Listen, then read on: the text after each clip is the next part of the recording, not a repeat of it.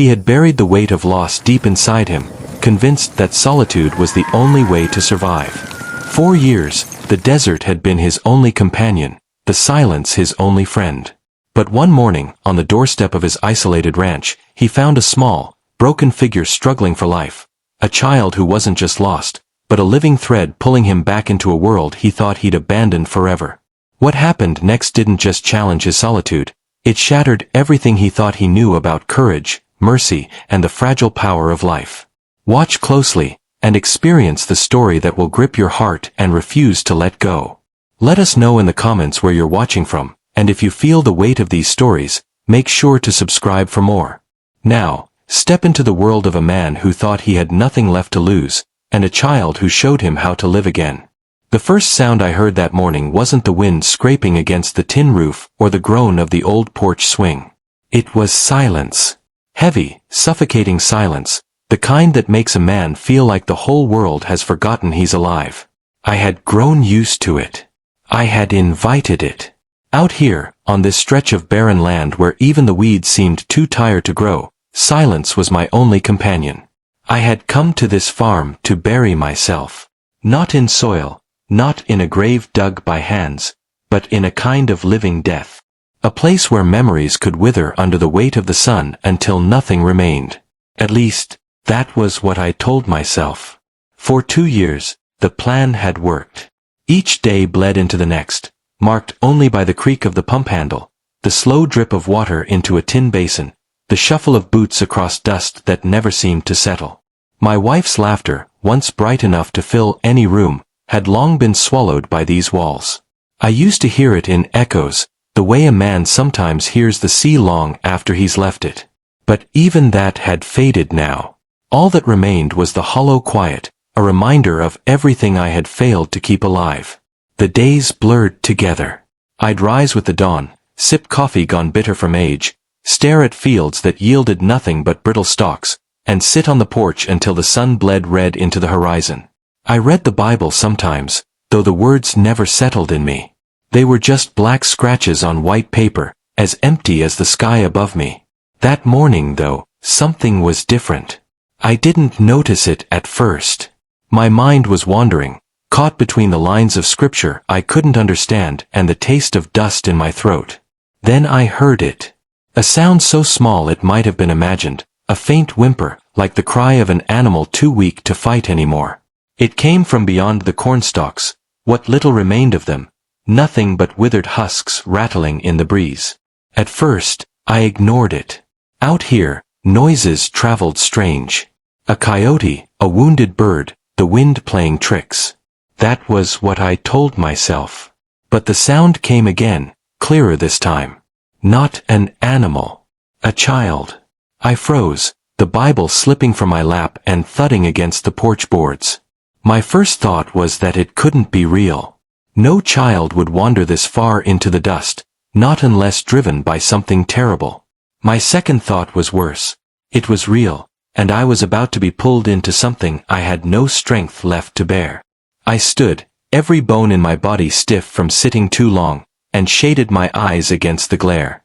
Out by the well, the one I had dug with my own hands in the first months after Sarah died, there was a shape.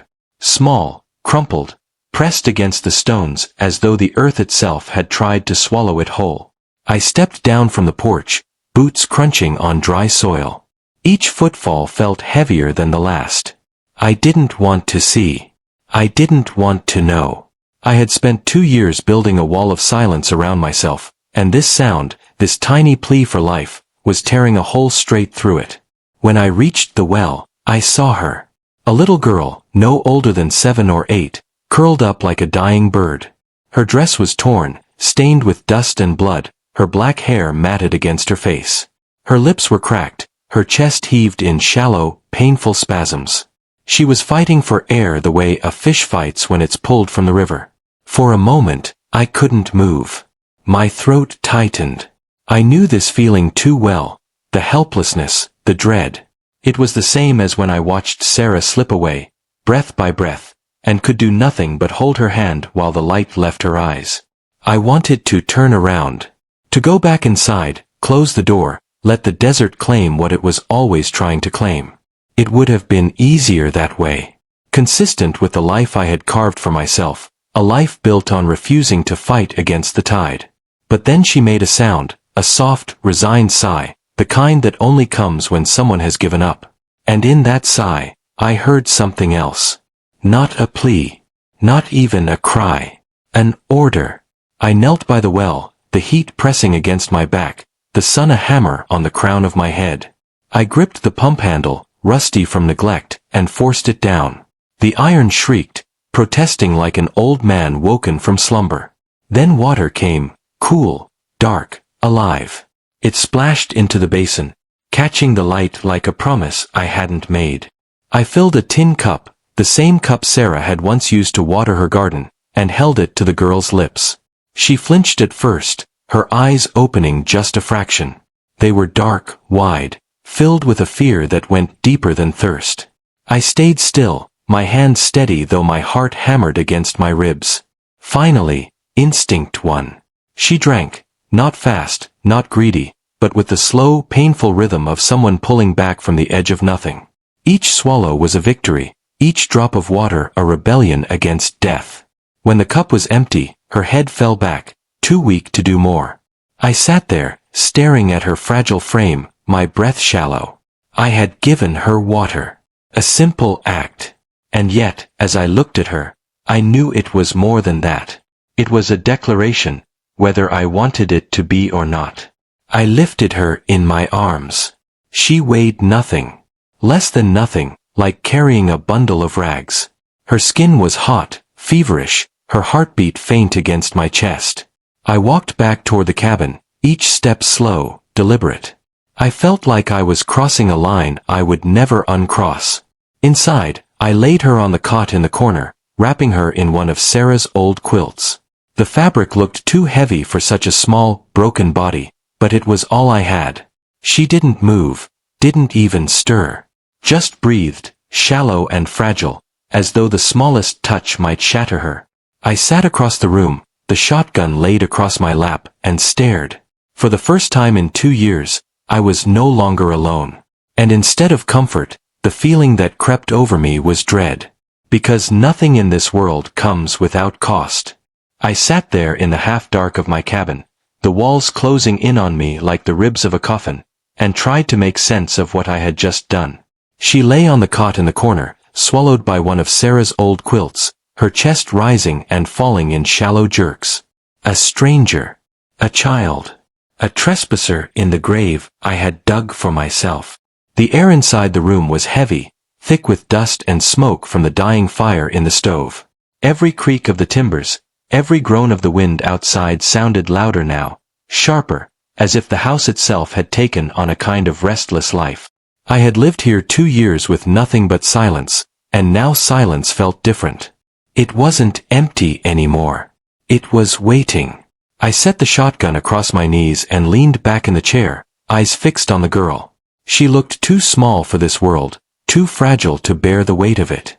I told myself she wouldn't make it through the night, that her body had already chosen to surrender. That would have been easier. If she died, I could take her out past the cornstalks, bury her shallow in the dust, and return to the life I had chosen. But my heart betrayed me. I had seen death before, too many times. I knew what it looked like when a person was beyond saving. She wasn't there yet. Somewhere beneath the weakness, beneath the hollow cheeks and cracked lips, life still clung to her like a weed that refuses to die in barren soil. She was not gone. Not yet. I should have felt relief. Instead, dread gnawed at me. Because life meant responsibility. It meant risk. And risk was the one thing I had promised myself I would never take again. The fire hissed softly, and the only other sound was the shallow rasp of her breathing. I reached into the cupboard and pulled out a jar of broth I had made for myself the night before. Thin stuff, more water than meat, but warm. I poured some into a small bowl and set it on the floor a careful distance from her cot. She didn't stir. Her body was too far gone for hunger. I sat back in my chair and stared, the flames casting long shadows across the walls. In the flicker of the light, the quilt seemed to shift, to take on a shape that didn't belong to her. For a terrible moment, I saw Sarah lying there. Sarah in her last hours, her face pale, her breath shallow, her hand gripping mine until she didn't anymore. My throat tightened, and I gripped the shotgun harder, the cold iron grounding me in the present. But the memory wouldn't leave. The shadows danced, mocking me, reminding me of what I had lost and what I had failed to protect. I turned my gaze back to the girl. She didn't look like Sarah. She didn't look like anyone I had ever known. Her features were sharp, her skin darker, her hair black as coal. She belonged to the people who lived in the hills, the ones I had only ever seen from a distance, their fires burning on the horizon at night. Whispers called them dangerous, ruthless. But I saw no danger here. Only fragility. Hours passed like that. Me in the chair, her on the cot, the clock ticking in the hall like a heartbeat too slow to keep anyone alive. I tried to read again, opening the Bible, but the words swam before me. "The Lord is my shepherd," it said, but I had lost faith in shepherds a long time ago. I closed it and let it fall heavy against my lap. At some point, I dozed off, the weight of the day pressing me down into uneasy sleep. Dreams came, sharp and merciless. Sarah calling my name. The river flooding. My hands too weak to hold onto hers as she was swept away. I woke with a start, my heart hammering, the taste of iron in my mouth. The room was darker now. The fire had sunk low, throwing only the faintest glow. For a moment, I thought the girl had died, that the quilt had settled too still. Then I heard it, a faint rustle, a shift. I leaned forward, my breath caught in my throat. Her eyes were open. Not wide, not afraid. Just open, watching me from across the room with a depth I couldn't comprehend. They were dark eyes, deeper than the night itself, and they held me like iron shackles. I had faced armed men, stared down the barrels of rifles, buried loved ones with my own hands. But nothing had ever made me feel as exposed as the gaze of that child. I didn't speak. Words would have been useless things. What could I say? "Are you all right?" No, she wasn't. "What's your name?" She might not even understand me. "You're safe now." I wasn't sure that was true. So I sat there, still as stone, while she watched me. The bowl of broth sat between us, untouched. Slowly, almost imperceptibly, she shifted, pulling herself upright. The quilt slid from her shoulders and pooled around her waist. Her hands, small and trembling, reached forward. Not toward me. Toward the bowl. I felt something in me break. A dam I had built inside myself, holding back everything human. She was alive enough to reach for food. Alive enough to want. That single gesture carried more weight than 100 sermons. She brought the bowl into her lap, cupping it carefully. She didn't drink at first. She just held it, her eyes never leaving mine. Then, slowly, she lifted it and sipped. The sound of her swallowing was soft, almost fragile, but it echoed through the cabin like thunder. A small engine of life restarting. When she was done, she didn't give it back. She held it in her lap, a shield, a treasure. I didn't move to take it from her. She had earned it. We sat like that for what felt like hours. No words. No movement. Just two castaways stranded on the same desolate shore, watching each other across the wreckage of our lives. Outside, the wind picked up, rattling the shutters. A coyote howled in the distance, answered by another. The world beyond these walls was still the same, harsh, merciless, indifferent. But inside, something had shifted. The silence wasn't the silence of emptiness anymore. It was the silence of a held breath. At some point, she lay back down, still clutching the bowl to her chest, and closed her eyes. Sleep claimed her, deep and dreamless, her breathing steady for the first time. I sat there, wide awake, staring at the dying fire, the weight of the shotgun across my lap a reminder of everything that could go wrong. Because I knew this wasn't over. A child like her didn't just wander into the desert. She hadn't stumbled here by accident. Someone would come looking for her. And when they did, They would come with fury in their eyes and weapons in their hands. I should have been afraid. I should have cursed myself for getting involved. But as I watched her chest rise and fall, the quilt rising with it, I felt something I hadn't felt in 2 long years. Hope. It was a dangerous thing, hope. It could lead a man to ruin. But it could also keep him alive. I leaned back in the chair, the weight of exhaustion finally dragging me down. My eyes closed, but my mind didn't rest. I knew dawn would bring judgment. I knew the world outside these walls had teeth, and soon it would come for me. But for tonight, I was no longer a ghost. I was a caretaker again. And though it terrified me, it was enough. Morning came slowly, as if the sun itself had hesitated before dragging its body over the desert horizon. The first light seeped into the cracks of the shutters, pale and cautious, painting thin bars of gold across the cabin floor. I had not truly slept, only drifted on the edge of waking, one ear tuned to the girl's breathing. When dawn finally arrived, I felt more worn than when night had fallen. She was still there, still alive. That was the first thing I checked. Her chest rose and fell under the quilt, the empty bowl pressed close against her as if it were some kind of talisman. I let out a breath I hadn't realized I was holding. In the quiet light of morning, her face seemed softer, though still drawn and fragile. She looked less like a ghost and more like what she truly was, a child. I set the shotgun aside and stood, my joints stiff from hours in the chair. The floorboards groaned under my boots, and her eyelids fluttered open at the sound. Those same dark eyes locked onto me again, sharp and unblinking. There was no fear in them. No trust either. Just watchfulness. The kind of gaze you learn when the world has already tried to take you too many times. Morning, I muttered. The word felt foolish in the stale air, a fragment of civility in a place long past caring for such things. She didn't reply. I hadn't expected her to. I moved about the cabin, feeding the stove with kindling, coaxing a reluctant flame back to life. The fire hissed and snapped, filling the room with a little warmth. The smell of smoke clung to everything, my clothes, the walls, even my skin. I pulled another jar from the cupboard, beans this time, soaked soft and ready to be boiled. When I set the pot on the stove, I felt her eyes still on me. Always watching. Always measuring. She didn't look away, not even when I met her gaze again. "You hungry?" I asked, more to break the silence than anything.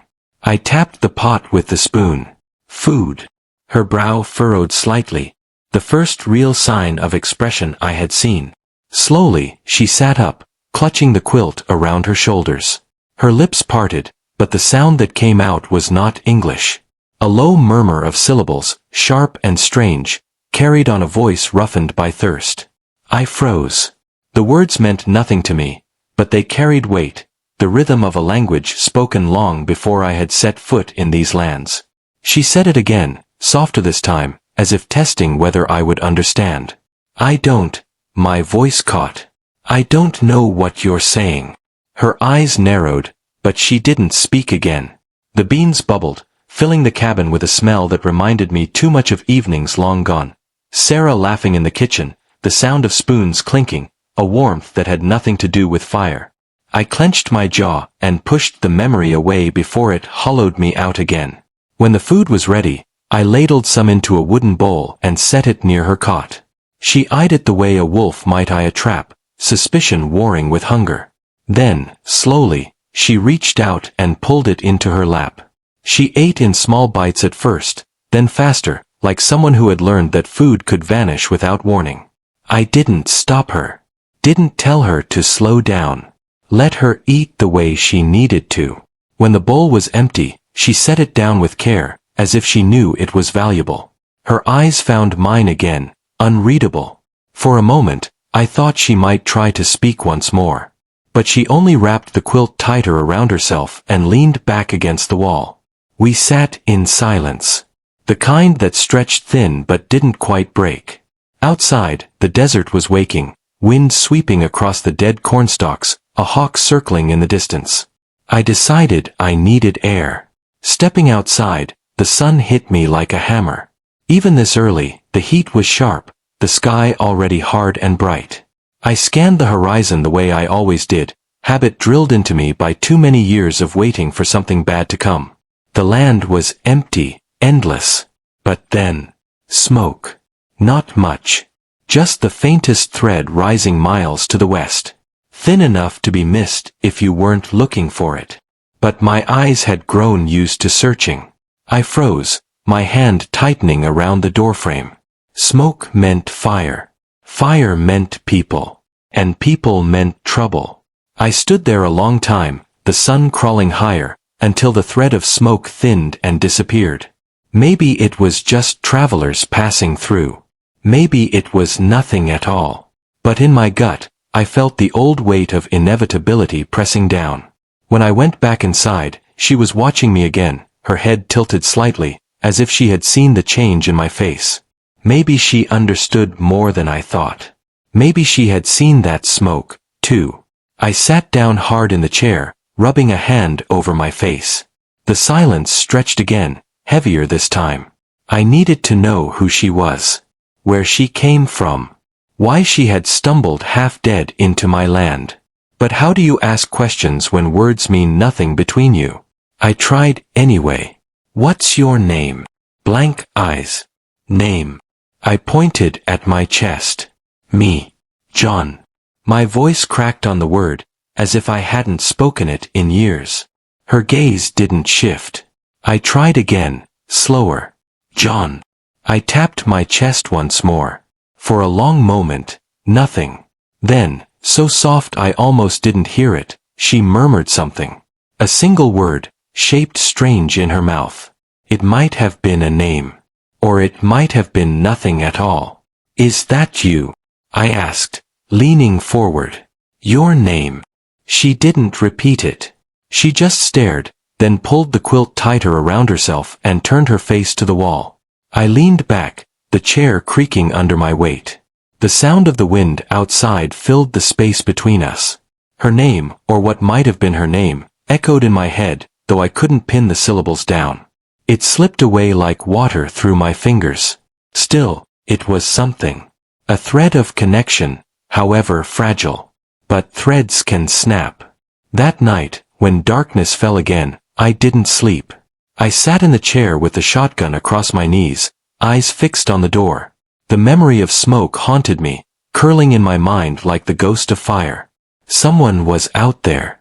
Someone close enough to matter. And I knew, sooner or later, they would come looking. The fourth morning broke hotter than the last, the kind of heat that crawled into your lungs and made every breath feel like dust. I was outside before the sun had fully cleared the horizon, staring west where the faint smoke had been. It wasn't there anymore. That should have eased me, but it didn't. Fire doesn't just vanish.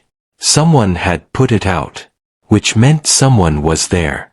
The desert stretched wide and empty, but emptiness was a liar. Behind every dune, every rock formation, there could be eyes. And I had lived long enough out here to know that if you saw the smoke, odds were good the ones who lit it already saw you too. I went back inside, bolting the door, even though the locks were little more than rusted iron and old wood.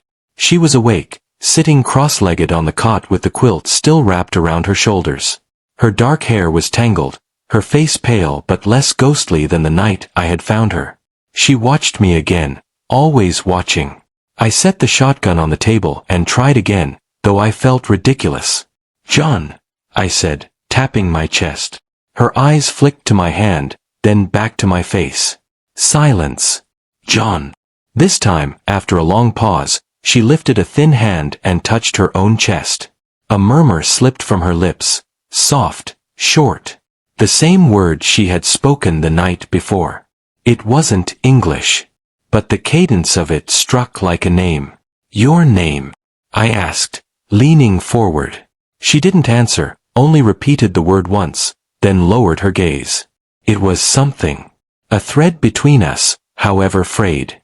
I let the moment rest before I reached for the pot of beans from the night before, ladling out what was left into her bowl.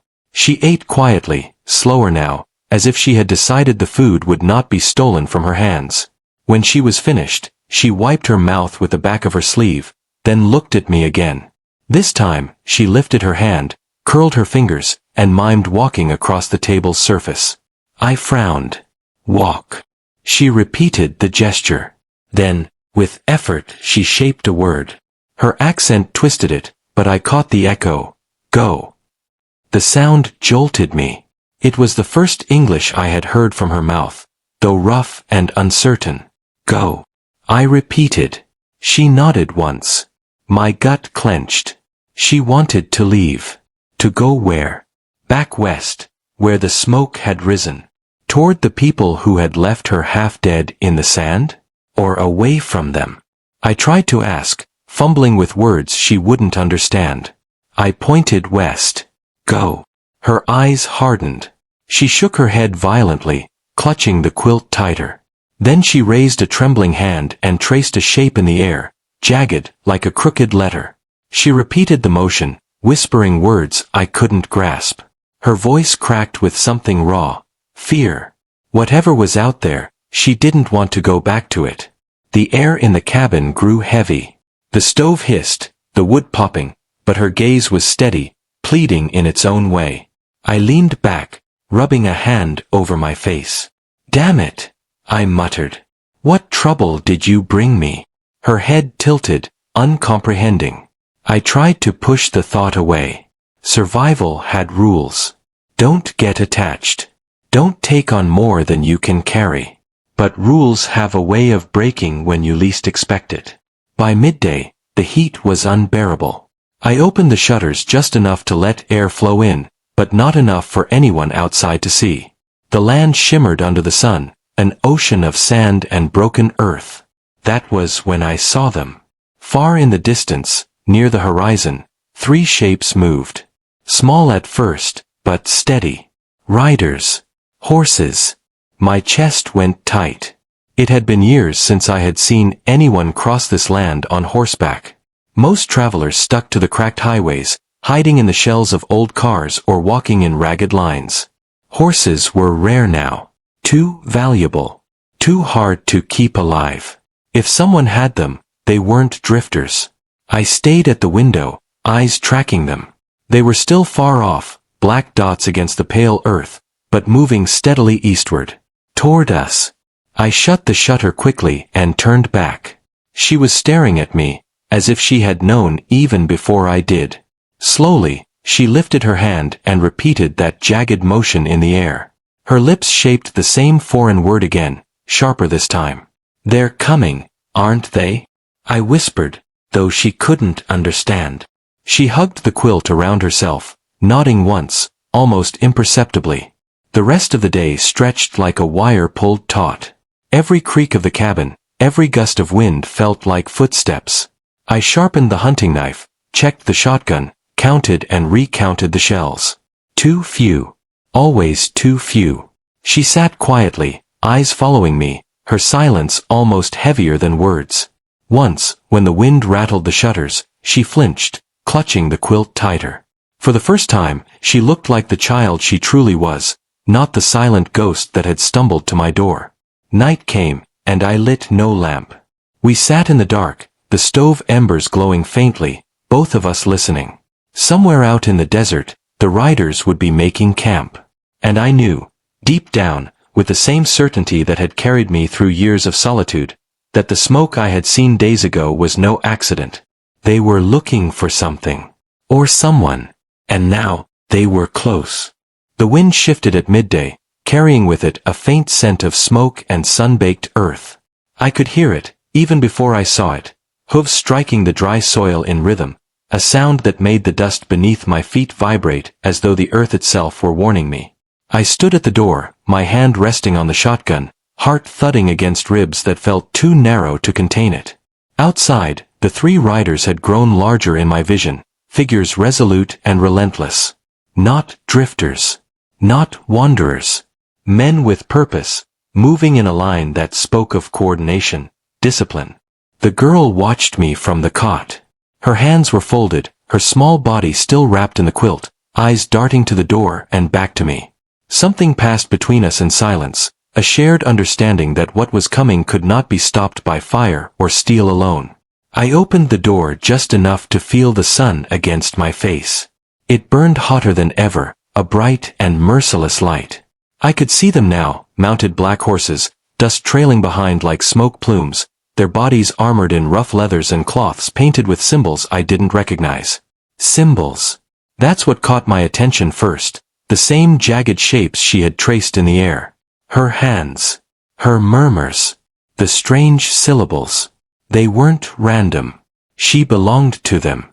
And yet, here she was, alive. I stepped back into the cabin, closing the door carefully behind me. My palms were slick with sweat.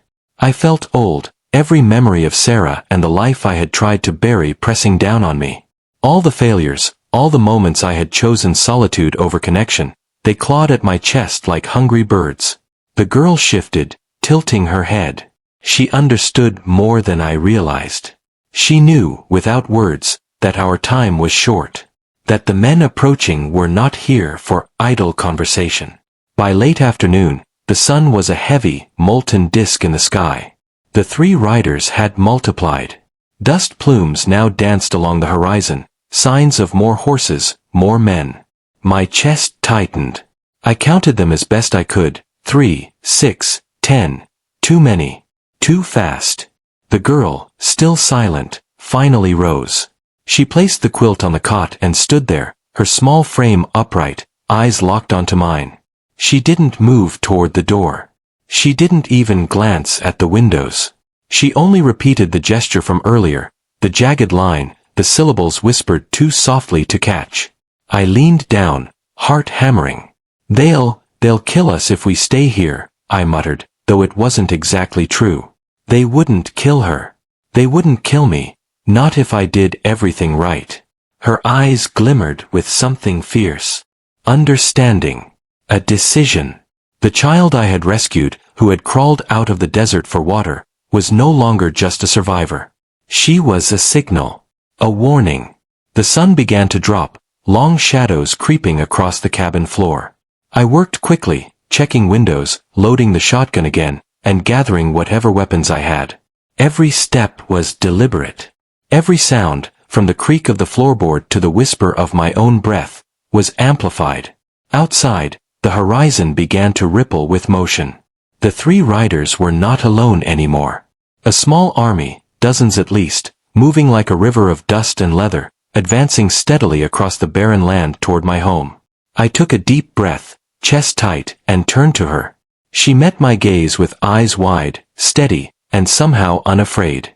My fingers closed around the shotgun's grip. I had prepared for nothing like this. And yet, somehow, I was ready to face it. Hours passed. The heat fell, replaced by the creeping chill of approaching evening. The men were closer now, the dust clouds blotting the horizon, the symbols on their leathers almost readable. My pulse beat in rhythm with the pounding of hooves. The girl suddenly lifted her hand and pointed to the well. Her eyes, black and deep, met mine. It was clear.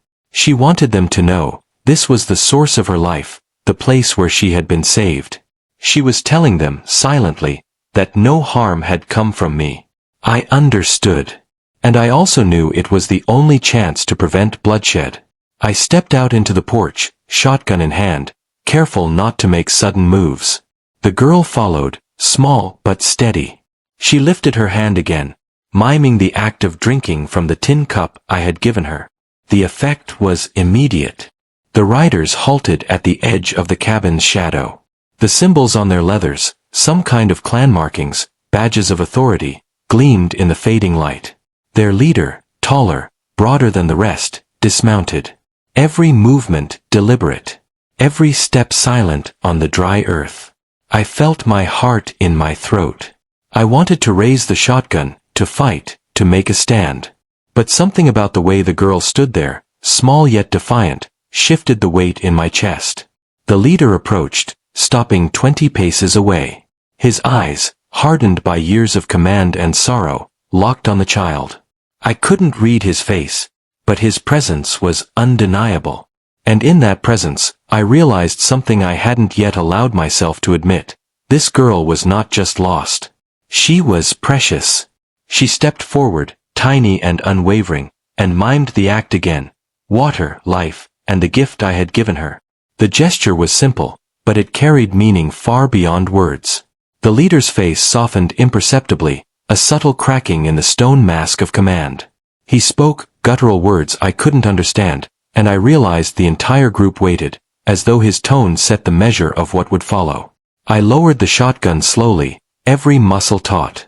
The girl's message was clear, and I had to trust it. She had saved us both, in a way that no bullet could. For the first time, I saw the hint of recognition in the leader's eyes, something that acknowledged life preserved, not taken. And the air shifted, just slightly, the tension easing a fraction. But the threat had not passed. The men had stopped, yes, but only to reassess. The night would be long, and any misstep could ignite chaos. I stood there, the girl beside me, watching the shadow of their camp flicker in the distance. The desert was silent again, but this silence was not peace. It was anticipation, a drawn breath before the storm. And in that drawn breath, I realized how fragile the thread between life and death had become, and how much it depended on a child who had come to me, asking nothing but water. Dusk fell with a heavy, burning weight. The sky had shifted from the harsh yellow of day to the bruised purples and indigos of evening, and the air cooled just enough to remind me that night would bring no mercy. The dust clouds from the horizon had grown into a rolling wall. Shadows elongated, creeping over the ground toward my cabin. The hoofbeats were no longer distant. They thudded like war drums, steady and deliberate, a rhythm I could feel through my boots into my bones. I stood on the porch, shotgun in hand. The girl, her small hand still curled around the quilt, followed silently. I didn't need to ask her if she understood the danger. Her eyes held everything: fear, courage, and a knowledge that this moment was bigger than both of us. The first horse appeared over the ridge, a dark silhouette against the fading light. Then another, and another, until the 3 riders I had seen earlier were now clearly leaders. And then the others. Dozens, maybe hundreds, moving with a coordination that made the ground tremble beneath them. I took a slow breath, letting it fill my chest, feeling the heavy hammering of my heart. Each moment that passed was a step closer to confrontation, and yet, somehow, it was not the confrontation I feared most. It was the reckoning of choices I had made long ago. My solitude, my failed attempts at life, and now, this child who had become the center of it all. The lead rider dismounted, his boots striking the hard earth with soft authority. He walked forward alone, the rest halting behind him like a river frozen mid-flow. His silhouette was broad, commanding. His face hidden partially by shadows, yet I could feel the weight of him, the undeniable presence of a man who held lives in his hands and chose carefully how to move. The girl shifted beside me. Her hand reached toward mine, not touching, not seeking protection, but a silent signal. The jagged line, the whispered syllables, it was her language, her warning, her plea. She wanted him to see us, to see her alive, unhurt, and safe. I stepped back slightly, letting her take the lead. She moved carefully, each step deliberate, the quilt trailing like a banner. She stopped at the edge of the porch and lifted her hands, miming the act of drinking from the tin cup. Her message was simple, yet profound: life preserved, harm avoided, mercy shown. The leader's eyes narrowed, studying her. Then, slowly, he knelt, lowering himself to her level. The other riders tensed, the horses shifting restlessly beneath them. The wind carried the faint scent of sweat and leather, of dust and sun-baked plains. I felt the power in that gesture, the slow, measured motion of a man acknowledging what had been done. No words were exchanged at first, none were necessary. The child had spoken for both of us. Minutes stretched into an eternity as he examined her, his hands moving gently, tracing the lines of her face, confirming she was real, that she had not been harmed.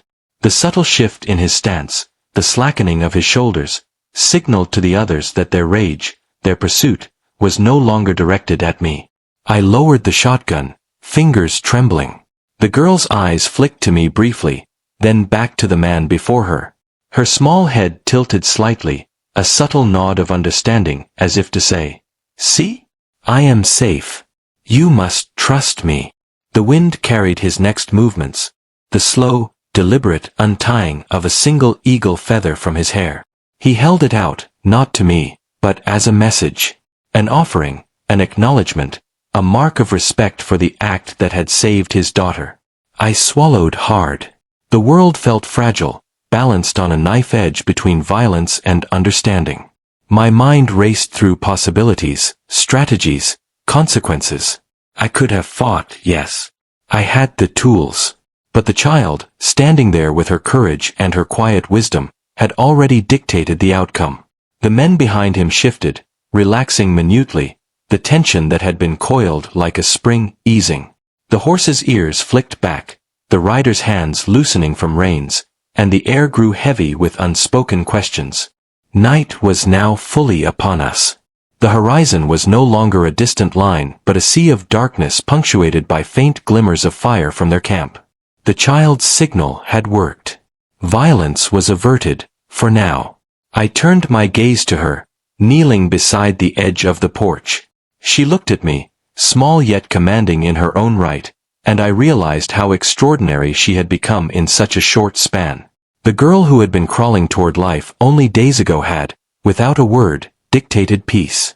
The leader spoke again, guttural tones carrying in the still air. I couldn't understand, yet I understood. Authority, recognition, acknowledgement of life preserved. And then he slowly rose, the eagle feather in hand, and mounted his horse. The child followed him with her eyes, her small body trembling slightly from exertion and adrenaline. Then, in one deliberate motion, she gestured toward me, the tin cup again, the life I had given her, the act of mercy. I bent down and placed my hand over the shotgun, letting it rest. It was a symbolic act, but necessary. The quiet between us was sacred, a testament to survival, understanding, and the power of a child's courage. The night wrapped around the desert like a blanket. The riders lingered at the edge of the property, their eyes on the child, then on me, then finally, gradually, they began to recede, melting back into the shadows of the plains from whence they came. Silence returned, but it was not the oppressive silence of my past 2 years. It was the tentative, careful quiet of life preserved, of judgment averted, and of lessons painfully learned. I sank to the porch steps, chest heaving, the wind carrying the distant sounds of hooves fading. She moved beside me, quiet, still, yet alive in a way that felt almost miraculous. For the first time in years, I felt a space open inside me, not emptiness, not grief, but a fragile thread of hope. The kind of hope that comes slowly, born out of small mercies and the bravery of those we least expect. We sat there until the stars blazed overhead, constellations tracing their silent paths across the dark sky. She leaned against me slightly, a quiet gesture, a trust that had been earned. And I understood, in a way that didn't need words, that the events of this day had changed everything. Not just for her. Not just for me. But for the land, for the lives intersecting in this harsh, unforgiving desert. The night was deep, the air cooling, the world vast yet intimate. And in that quiet, I realized that survival, courage, and mercy were intertwined in ways I had never truly appreciated. The child had shown me that, in silence, in gesture, in life preserved against the odds, there is a power stronger than fear or weapons, a power that can turn the tide without a single shot fired. Night fell like a heavy cloak, swallowing the desert in shades of deep indigo and black. The air cooled, carrying the faint scent of sagebrush and sun-baked earth. Crickets began their chorus, punctuated by the distant lowing of cattle and the occasional howl of a coyote. Silence, though, was the loudest thing, wrapping around the cabin like a warning. I sat on the edge of the porch, shotgun resting across my knees, staring at the small cot where she lay wrapped in the quilt. Her breathing was steady now, shallow but life-giving, a soft rhythm that reminded me she was still here, still alive. I hadn't thought about surviving the night in years. Not like this. Not with a child depending on me for more than mere protection. The fire I had built earlier cast long, flickering shadows over the walls of the cabin. They danced across her small frame, tracing the line of her face, the curve of her shoulders. I remembered Sarah, how her laughter had once filled this house, how her absence had left the air thick with grief. And yet, the girl beside me brought something new, something fragile and daring, into the emptiness. Outside, the faint silhouettes of the warriors were visible now, resting in the distance around their campfires. The night held them at bay, but I knew morning would bring the real reckoning. I could feel it in the tension of the air, in the whispered rustle of dry leaves. I glanced at the tin cup beside her cot, the same cup that had carried water to her lips hours ago. She had held it like a treasure, and in that simple act, she had reminded me of everything I had lost and everything I had been given a chance to protect. Memories came unbidden. The night Sarah had died, the helplessness I felt pressing against my chest like stone. The barren fields of my farm, the silent rooms where laughter had once lived, now echoing with ghosts.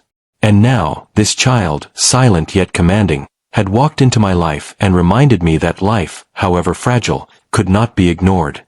Hours passed slowly. I kept one ear attuned to the distant crackle of the warriors' campfires, one eye on the dark horizon. The girl stirred in her sleep, murmuring softly, a sound that made my chest tighten. She was dreaming, or perhaps remembering, or perhaps imagining a world where she could be safe. I reached down and touched the edge of her quilt lightly, more for myself than for her.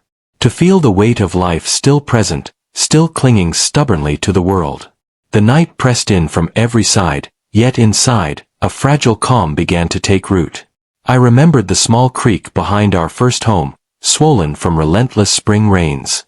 The water had no mercy then, carving through earth and roots, pulling trees and stones into its relentless path. I had said nothing.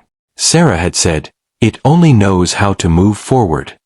And now, in the silence of this desert night, I understood. The warriors, the child, the choices I had made, they were all water. Relentless, forward-moving, unstoppable. I rose quietly, stepping toward the window to glance outside. Shadows of the warriors flickered in the firelight, their forms almost spectral against the desert night. They were patient, disciplined, and powerful, yet they had not moved against us. Not yet. Perhaps the child's silent testimony had reached them even here, in the darkness.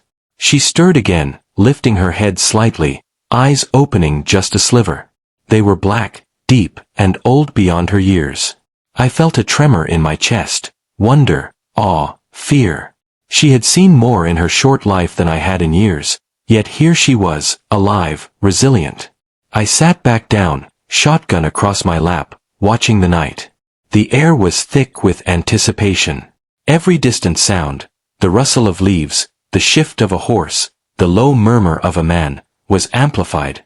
Every heartbeat of mine was a drum signaling the fragile continuation of life.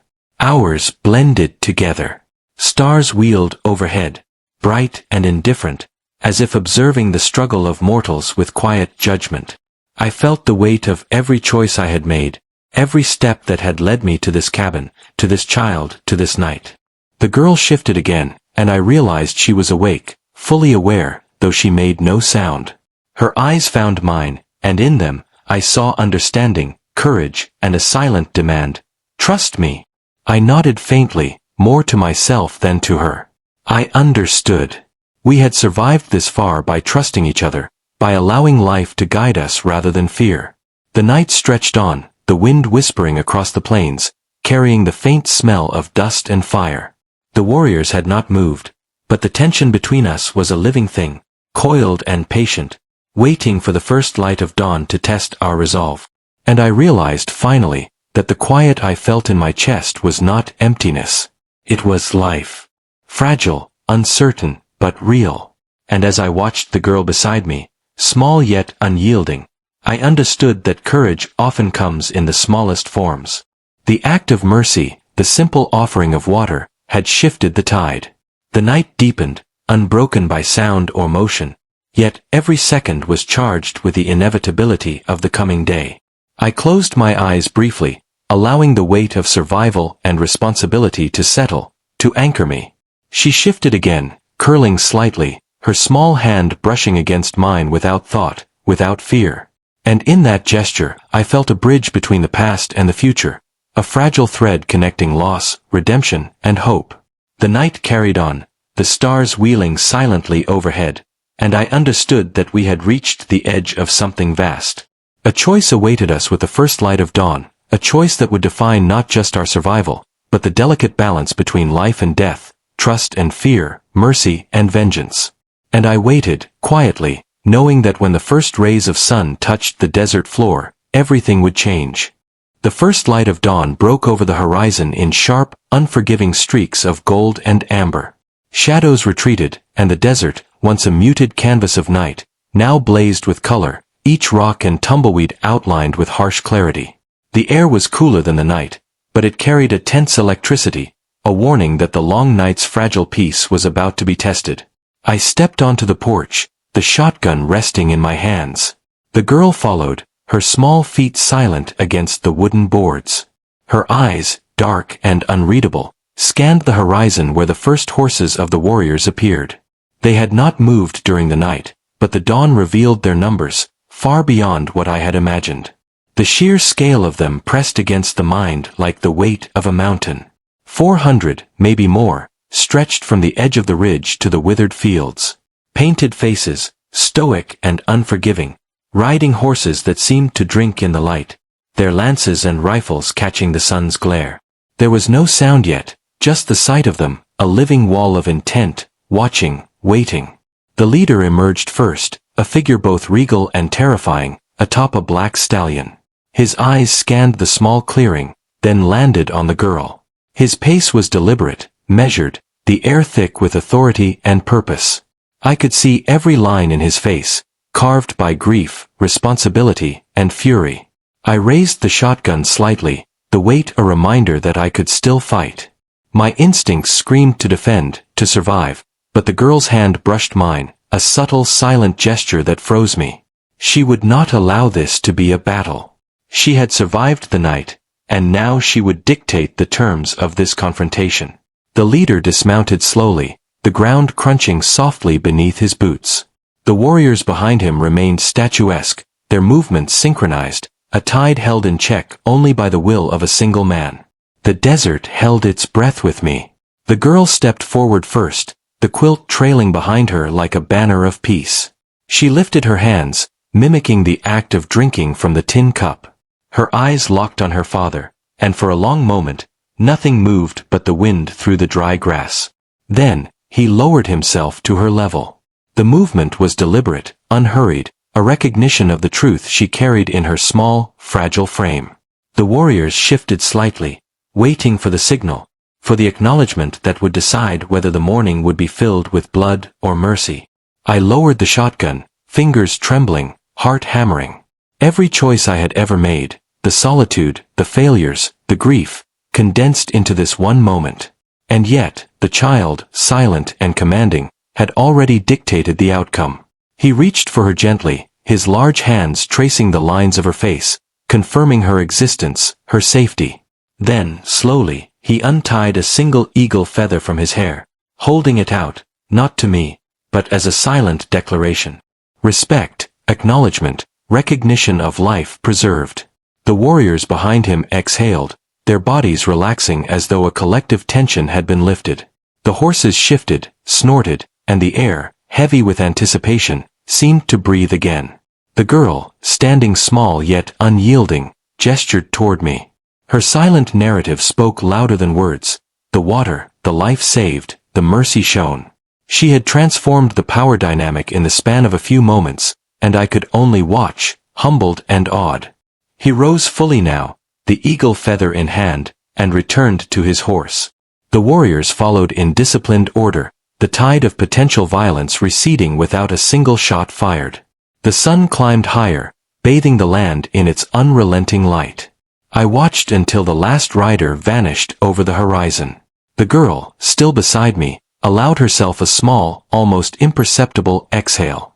The weight of the past 2 years, the grief, the isolation, the loss, lifted slightly, replaced by the fragile clarity of life preserved. I looked at her, and for the first time in years, felt something that resembled hope. Not empty or naive, but real. The act of mercy, simple and profound, had reshaped our world. The desert around us seemed to respond, the wind stirring the dry grasses, the horizon stretching endlessly, indifferent yet promising. I lowered the shotgun fully, stepping aside to allow the girl to reclaim the morning she had helped shape. The weight of solitude had shifted. It was no longer a tomb, but a space cleared for new possibilities, for courage recognized, for life honored. And I knew, as I watched her stand tall in the early light, that the hardest battles are sometimes won without a single shot fired, but with the quiet persistence of mercy, courage, and understanding. The sun climbed steadily, bleaching the desert into stark, merciless shades of beige and gold. Its heat pressed against my back as I walked the perimeter of the cabin, boots crunching over dry earth, each step echoing in the vast emptiness. I hadn't thought of the world outside these borders for years, not since Sarah had gone, not since the grief had hollowed me out completely. Yet, now, I could feel it again. The pulse of life that refused to be ignored, that demanded acknowledgement. I passed the well, the stone ring baked by the sun, and ran my fingers along its rough edge. It had been here when I was alone, a simple instrument of survival, but now it carried a different weight. It had become a symbol of something far more profound, the choice to act, to extend life when despair had promised nothing but solitude. The girl stirred on the cot as I returned inside. Her small frame stretched lazily, as though testing the boundaries of her renewed existence. She looked at me with those deep, knowing eyes, the unspoken communication between us stronger than any words could convey. In them, I saw not only gratitude, but understanding, a recognition of the moral path that had been forged in the silence of the night. I sat in the chair opposite her, the old wood groaning softly under my weight. The air was heavy with the smell of smoke, dust, and the faint tang of metal from the shotgun resting beside me. Yet there was a new scent as well, hope, fragile and tentative, like the first sprout breaking through hard soil. I could feel it threading through the shadows, tugging at the edges of my mind, urging me to confront the darkness that had taken residence there long ago. Memories flooded back unbidden, vivid and painful. I remembered the day Sarah had fallen ill, the hopelessness that had clung to me as the light left her eyes. I remembered nights spent on this very porch, staring at a horizon that offered no solace, no answers, only the relentless march of time and the oppressive weight of absence. I had retreated into solitude, letting the world slip past, resigning myself to grief as though it were a permanent companion. And yet, the child beside me, living and breathing, demanded a reckoning with the life I had abandoned. I reached for the tin cup that had carried water to her lips. It seemed impossibly small, yet it held the power to shift destinies. I traced the rim with a finger, recalling the way she had clutched it, how each drop had been a lifeline, not only for her body but for my own fractured conscience. Every choice I had ever avoided, the acts of courage I had denied myself, suddenly converged in this single quiet gesture. Outside, the desert stirred as if acknowledging the shift. The wind moved through the dry grass, carrying the faint scent of distant sage, and for a brief moment, the world seemed to pause, holding its breath with me. I felt the enormity of all I had done wrong, all I had left unaddressed, and yet the possibility of redemption glimmered faintly, like a star just visible in the dying twilight of night. I stood and walked toward the window, watching the horizon where the warriors had disappeared. Their presence had been overwhelming, a tide of potential violence held at bay only by the child's courage. I realized then that the true battle had never been between man and tribe, but within myself. I had spent years constructing a prison of grief and guilt, and now, standing here, I was beginning to dismantle it, brick by brick. The girl moved silently to the edge of the cot, reaching for the quilt. Her small hands clutched it, drawing it around her shoulders, and she looked at me with the quiet authority only a child who has endured unimaginable fear can possess. She was no longer merely a survivor, she was a teacher, guiding me through the labyrinth of my own heart. I sank back into the chair, head heavy with the weight of realization. I had been living in the shadows of what I had lost, allowing sorrow to define the boundaries of my existence. But in that child, in her silent insistence on life and truth, I saw the possibility of a different path, a life reclaimed, not through denial, but through acceptance and action. Hours passed in contemplative silence. The sun rose higher, the heat intensifying, yet within the cabin, a strange coolness settled over me. It was not physical, but spiritual, a cleansing of the layers of despair that had accumulated over years.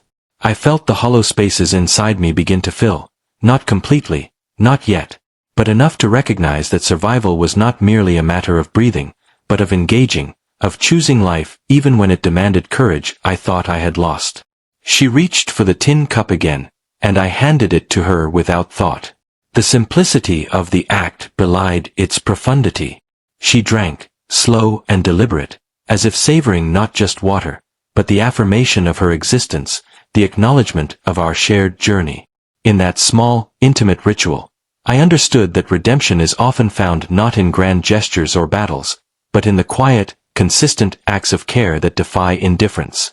I rose and moved to the well, drawing fresh water.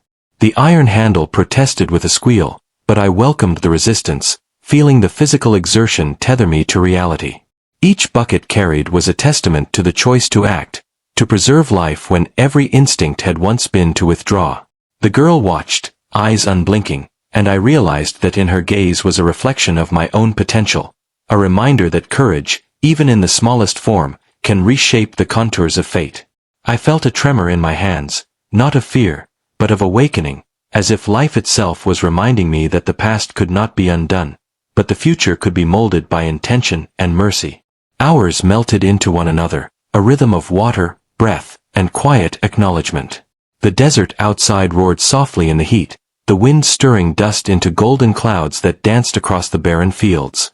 I thought of Sarah, of the life I had abandoned, of the grief that had become my constant companion. And yet, for the first time, grief was not the master. It was merely a visitor, acknowledged and respected, but no longer permitted to dictate the terms of existence. The child's presence transformed the room. Each movement, each glance, each silent gesture carried weight beyond comprehension. She was both a mirror and a guide, showing me that life's value is not measured by survival alone, but by the willingness to act in accordance with mercy, courage, and truth. As the sun approached its zenith, I felt a clarity I had not known in years. The vast emptiness of the desert, the weight of isolation, the echoing corridors of grief, they all seemed to recede, leaving space for something new, something fragile but undeniably real, hope. And I knew that tomorrow, whatever came, whatever challenges awaited, I would face them not with fear, but with the quiet strength of someone who had chosen to honor life, to preserve it, and to trust in the small yet powerful acts that define humanity. The desert was quiet now, almost impossibly so. The heat had settled into a dull, oppressive weight that pressed down on everything, yet it was different from the suffocating emptiness I had known for years. The silence no longer mocked me, it whispered, coaxed, suggested that something new could exist here. I stood on the porch, boots digging into the sun-baked wood, shotgun laid aside, and watched the horizon where the last of the warriors had disappeared. The girl, my small shadow in the harsh light, followed slowly, her bare feet moving with surprising grace across the rough boards. She stopped beside me, lifted her gaze to mine, and in that glance, I felt a world of unspoken communication pass between us. No words were needed. She had survived, she had taught, she had preserved life, not just her own, but mine, too. I remembered the night she appeared, collapsed at my well, so fragile, so desperate. The rasp of her breaths, the cracked lips, the dust-covered hair, it had been a mirror of my own fractured soul. I had hesitated, weighed fear against compassion, and in that decision, the course of everything had shifted. I had chosen life, and it had chosen me back. Now, standing in the stark morning light, I felt the enormity of that choice settle over me. It was not merely about survival. It was about understanding, about bridging the chasm between solitude and connection, grief and hope, death and mercy. The girl's hand brushed mine, small and insistent, and I realized that courage is sometimes quiet, sometimes silent, but never insignificant. I walked to the well again, letting the sun glaze my back, drawing up water in the bucket with steady hands. Each drop that hit the stone basin was a testament, a rhythm, a heartbeat. Life had a persistence that demanded acknowledgement. I knelt beside the girl, offering the tin cup, and she drank slowly, deliberately, savoring it as though it were sacred. Outside, The wind began to stir, carrying the faint scent of sage and distant rain, a promise of renewal. The world seemed vast again, not a prison of dust and grief, but a canvas waiting for creation. I could feel the weight of years of sorrow begin to lift, replaced by the fragile, undeniable spark of hope. The memory of Sarah, of our time together, of the laughter that had once filled this home, no longer clawed at my chest with the same vicious insistence. Her absence was acknowledged, honored, and yet it no longer dictated my capacity to engage with life. The girl beside me had reminded me that even the smallest acts, a hand offered, water given, patience extended, could transform existence. I rose, letting the warm air wash over me, and stepped toward the edge of the porch. The horizon stretched endlessly, golden and daunting, yet filled with promise. The child followed, quiet and poised, a testament to resilience and the power of innocence tempered by experience. She gestured once, a small, deliberate motion toward the well, toward the life preserved, toward the world we could inhabit without fear. And in that gesture, I felt the entire arc of our shared experience crystallize. The weight of the past, the danger faced, the courage shown, and the mercy granted, all leading to this moment of clarity. I lowered my eyes, and for a long moment, the desert held us. Not as adversaries, not as strangers, but as witnesses to the fragile triumph of compassion over fear. The warriors, the chief, the threat. They were gone, absorbed back into the vastness from which they had emerged, leaving only the quiet, luminous reality of existence preserved and respected. The girl turned toward me then, small and fearless, her dark eyes filled with a wisdom beyond her years. She stepped forward and took my hand, the gesture simple, yet monumental. I felt the tremor of life itself in that contact, a reminder that the world is often kinder than we imagine, and that courage and mercy can ripple outward in ways unimaginable. I lifted my gaze to the sky, a vast, endless dome that had once seemed empty, and now shimmered with possibility. The clouds, pale and fleeting, moved slowly, heralding the promise of rain, of renewal, of growth. And in that quiet, I realized that life is neither fair nor predictable, but it is always precious, always worth defending, always worth preserving. The child released my hand, then ran lightly across the yard, her small figure blending with the dust and light. I watched her go, a small smile touching my lips. The cabin behind me, the well, the fields, they were still harsh, still unforgiving, but now they were alive with potential, with the understanding that even in the most barren place, life can take root if it is nurtured with care, courage, and steadfastness. I stepped down from the porch, letting the wood creak softly beneath me, and walked among the withered cornstalks, feeling the crunch of dried leaves underfoot. The weight of my grief had shifted. It had become a foundation upon which something new could be built, a reminder that even the deepest sorrow can be transformed into purpose. The girl returned then, holding a small bundle of wildflowers she had picked from the edges of the desert, and placed them at my feet. They were simple, unassuming, yet they carried the entire truth of our journey.